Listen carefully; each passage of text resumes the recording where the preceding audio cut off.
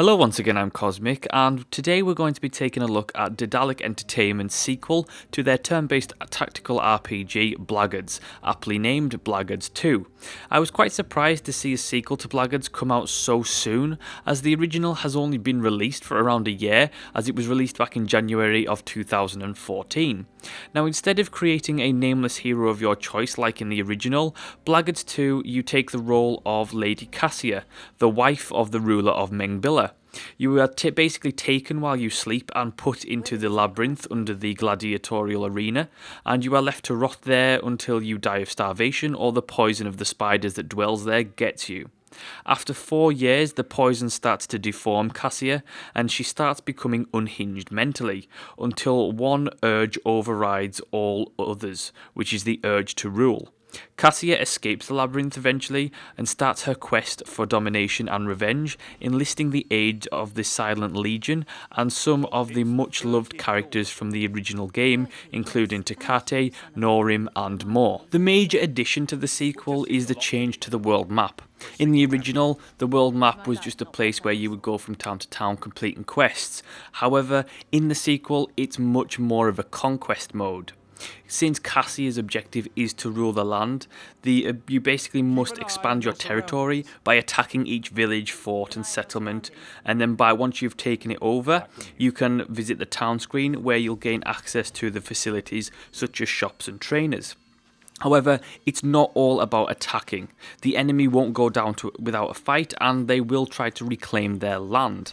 Now, once you've been attacked, you'll have to defend that town, village, whatever, and essentially, unless your main characters are at the settlement at the time it was attacked, you won't be able to use your main characters in battle. You'll be relying on the Silent Legion, and basically you'll be relying on the Silent Legion a lot throughout the game. When defending, you'll have the option of setting a certain number of traps before the engagement, which always comes in handy as you'll be facing a lot of enemy units when you're on the defensive.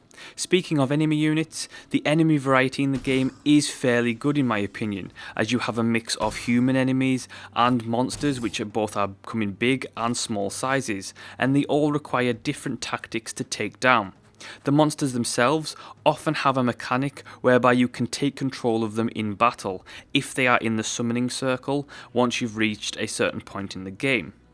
Boss battles are pretty tough as well, and battles can be pretty lengthy in their time. The Silent Legion itself offers 3 basic units, being swordsman, spearman and bowman, and you'll be able to pick up unique units like the battle mage throughout your playthrough. Even in battles with your main characters, you can often select a few of the Legion's soldiers to basically go with you into battle, and pretty much that always comes in handy as more units equals more chance of survival. The expanded amount of units that you can use in battle in the sequel is good, but it does come with a downside. Similar to the original, like I mentioned, the combat pace is pretty slow going. Adding more units on both your team and the enemy's team, and then you're in for a pretty long battle on occasion. If you don't mind playing a slower paced tactical game, then there is no trouble. However, be prepared for battles that can last up to 30 minutes or more. The core mechanics of the game haven't really changed at all since the original, and instead the developers have kind of went to refining the mathematical checks behind the combat to make small improvements here and there, but nothing massively dramatic. One thing I did notice is that basically they've massively significantly improved the hit chance rolls. Often in the original you would just miss your hits constantly and it would be so frustrating.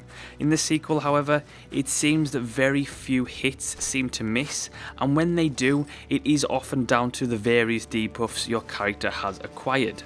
They've also changed the injury system so you don't pick as many injuries up during battle, which is always good because in the original it was often a couple of hits and then you were plagued with injuries, which just ruined the rest of the battle in terms of stats for you. The usable environments return in the sequel.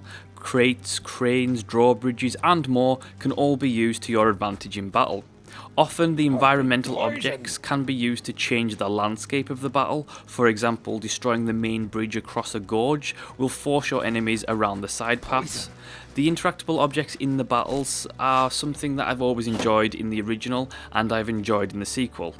Blackguards kind of puts these interactable objects on the map in really good positions. I always felt that the level design was pretty nice in the games, and it kind of adds a tactical depth to each different map that you fight on. Now, like I mentioned, boss battles can be tough, and they do often introduce level specific mechanics that usually end up either being quite fun or bloody annoying. One battle in particular, you have to use switches to open various gates so that you can get to destroy these protective crystals so that you eventually can damage the boss. The whole thing took an absurd amount of time and effort, and it was just by the time it took and I actually reached the end of the battle and I captured the boss, I literally had the intention of chopping his head off back at camp because I was that frustrated with the amount of time and effort that it took. While improvements to the combat have been made, the developers seem to have simplified the character building and the progression with skills and abilities. In the original, should you not have basically built your character correctly, you got punished and hard. But this game in the sequel is pretty flexible when it comes to how you want to level your characters, and while there still is, more effective builds than others, you can kind of play around without getting punished in terms of the later levels too much. After the battle, once you get back to the world map, you can at any time visit your camp. Here you can level your characters, manage your inventory, and talk to the various characters that you pick up in the story. Talking to the characters can have permanent effects that transfer to battle. Take for example Norim. If you make him angry enough through conversation, he will gain stat increases for the next battle. At camp, you can also talk to prisoners that you acquire through the story and gaining territory, and you can decide their fates. I think one major problem with the game is its stability and the state of it. It was very, very buggy. Everything from computer crashes, AI mishaps and graphical glitches are all present. The developers do patch the game fairly regularly to improve balance and stability. However, the sheer amount of bugs led me to believe that the game's launch had been seriously rushed at best, or at worst, not properly QA tested. Where the game has significantly improved over its predecessor in my opinion is the story and the storyline. I feel that the overall narrative was very, very good. Playing as the scorned Cassia is very intriguing and fun.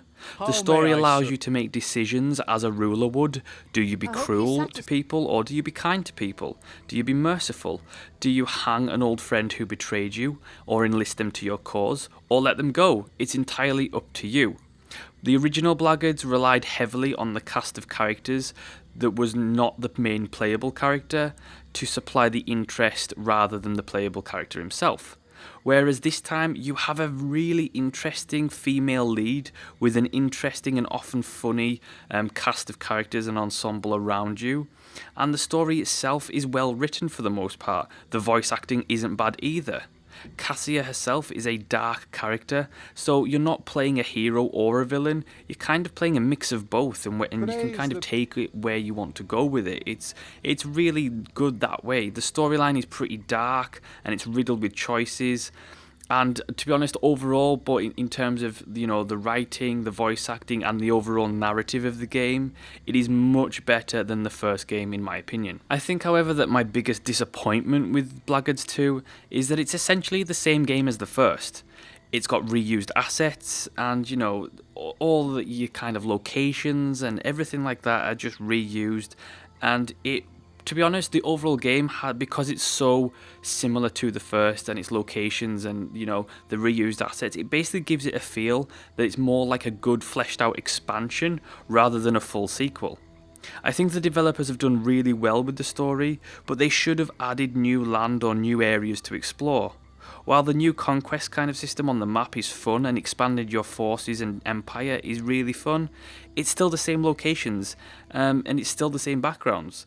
I also think that they should have expanded the available items, such as the weapons and armor, a lot more than they have to allow much more customization of characters. It's something that I complained about with the first one, and the second one hasn't improved on that either. Overall, Blackguards 2 is not a terrible game. It would have been a lot better and will be a lot better once the stability has improved with patches. I think that it's more of a fleshed out expansion than a true sequel, to be honest. Fans of the original will be right at home, as it's basically the same game with improvements.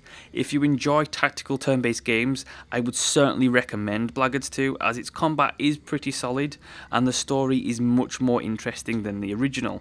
I still think it will put some people off with its slow-paced nature, but the game does have a certain amount of character and charm to it. Thanks for watching, everyone. Please do subscribe if you enjoyed the video. If you enjoy my work overall, please head over to my Patreon and support me there, and follow me on Twitter, and I'll see you next time.